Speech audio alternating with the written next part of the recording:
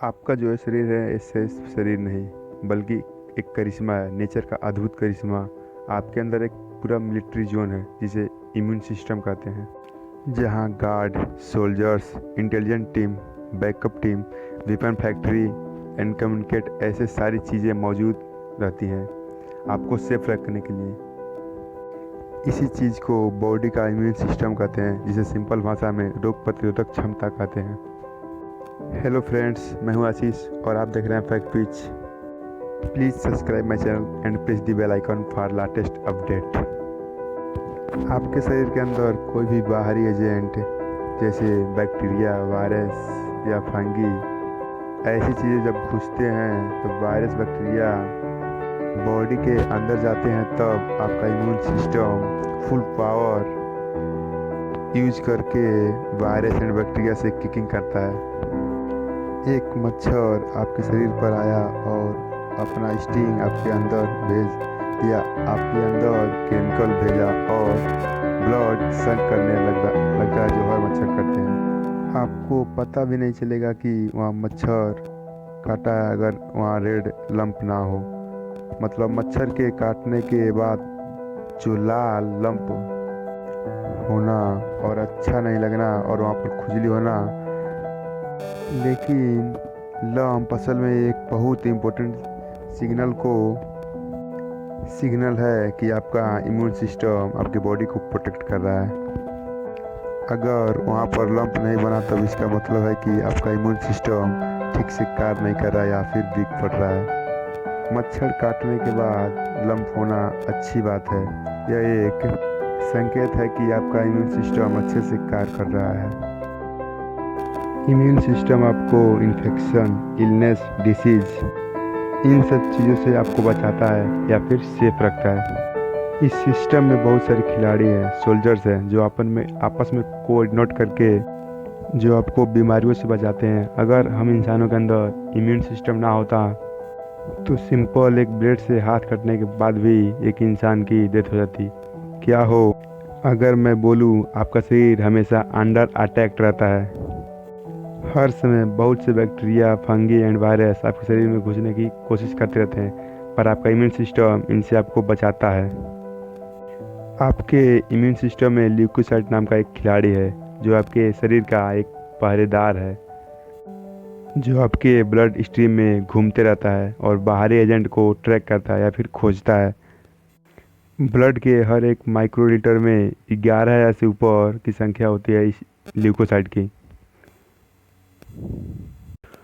अगर ये ल्यूकोसाइट आपके शरीर में बाहरी एजेंट्स को देखते हैं तो कम्युनिकेटर सेल से बोलते हैं, जाओ हेड ऑफिस में इन्फॉर्म कर दो, और तब फिर मिनटों के अंदर इम्यून सिस्टम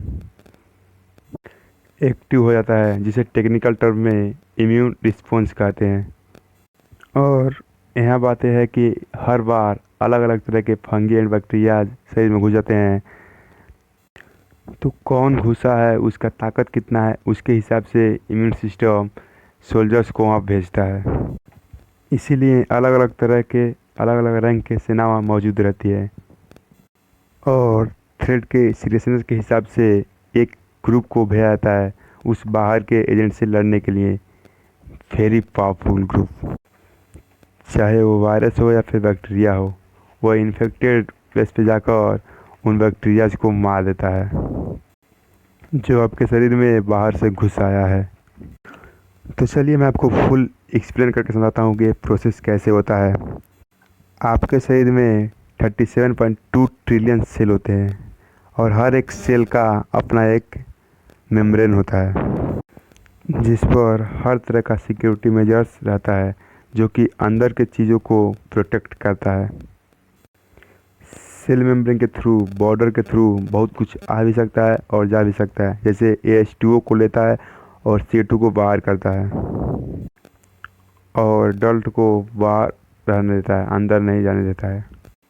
यहाँ सबसे मेन बात यह है कि सेल मेम्ब्रेन का एक स्ट्रिक्ट नियम है कि क्या चीज़ अंदर आ सकता है और क्या चीज़ बाहर जा सकता है।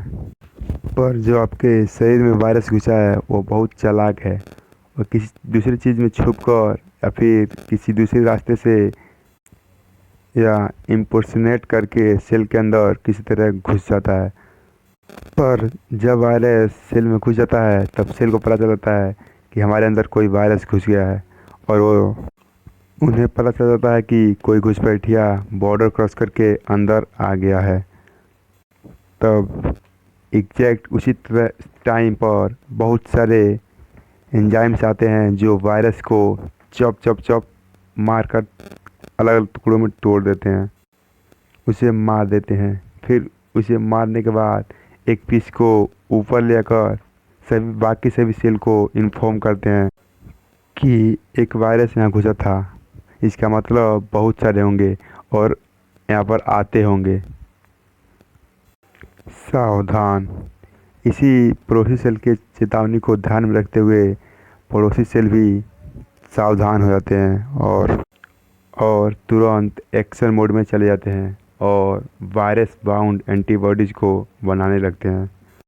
वायरस बाउंड एंटीबॉडीज़ एक ऐसी चीज़ होती है जिसे वायरस को मारा जाता है।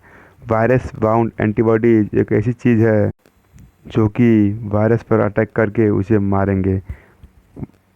वायरस बाउंड एंटीबॉडीज़ बनने का प्रोसेस सेल के अंदर न्यूक्लियस से स्टार्ट होता है। आपके हर सेल के अंदर न्यूक्लियस रहता है और न्यूक्लियस में डीएनए होता है। डीएनए एक किताब की तरह होता है और उसमें हर कुछ लिखा रहता है, और इसी को देखकर सेल अपने रोज़मर्रा के काम को करते हैं। डीएनए एक गाइड बुक की तरह होता है जिसमें ये भी लिखा रहता है कि जब वायरस शरीर में घुस जाता है तब उसका एंटीबॉडीज कैसे बनाया जाता है। तब न्यूक्लियस के अंदर एक एक एंजाइम उस किताब को पढ़कर वायरस बाउंड एंटीबॉडीज डेटा को प्रिंट कर देता है, जिन्हें मैसेंजर आरएनए कहते हैं। और इस डेटा में यह लिखा रहता है कि वायरस बाउंड एंटीबॉडीज ऐसे बनेंगे। और फिर एक एंजाइम मैसेंजर आरएनए के पेपर को लेकर न्यूक्लियस से बाहर निकल जाता है और सेल के अंदर मौजूद राइबोसोम नामक फैक्ट्री में चला जाता है। सेल के अंदर अरबों राइबोसोम फैक्ट्री होते हैं। तब वो एंजाइम उस मैसेंजर आरएनए पेपर को राइबोसोम फैक्ट्रीज में भेज देता है और उसी को पढ़कर राइबोसोम फैक्ट्रीज में वायरस बाउंड एंटीबॉडीज बनना शुरू हो जाता है। आखिरकार वह virus bound antibodies ribosome factory को लीव करते हैं और फिर फाइनल जगह गोल्जी अपैरेटस नाम की जगह पर जाते हैं। और फिर फाइनल टचिंग के बाद फाइनली सेल से बाहर निकल जाते हैं और फिर जंग के मैदान में जाने के लिए आगे बढ़ते हैं। और ये सारा प्रोसेस एनर्जी लगता है, ये कहाँ से मिलता है? यह सेल के सबसे इम्पोर्टेंट पार्ट माइटोकॉन्ड्रिया, जिसे सेल का पावर हाउस भी कहते हैं। और तब वायरस बाउंड एंटीबॉडीज वायरस को ढूंढते हैं और उन्हें मार देते हैं, टुकड़ों में तोड़ देते हैं। पर जिसका इम्यून सिस्टम वीक होता है ना, कमज़ोर होता है ना, उनमें ये सब प्रॉपरली ठीक से हो नहीं पाता है।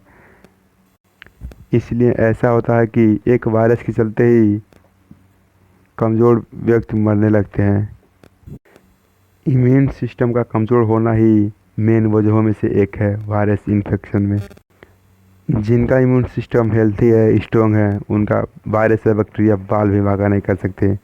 इम्यून सिस्टम को बूस्ट करने के लिए बहुत से आइडियाज़ हैं, जैसे हरी सब्जियां खाना, बॉडी वेट मेंटेन करना, फ्रूट्स खाना, अच्छी नींद लेना, धूप लेना, स्मोकिंग नहीं करना। और ये सब चीज़ें आइडियल तरीके ना साइंटिफिकली प्रूवन है, इसलिए मैं आप लोगों को बता रहा हूँ।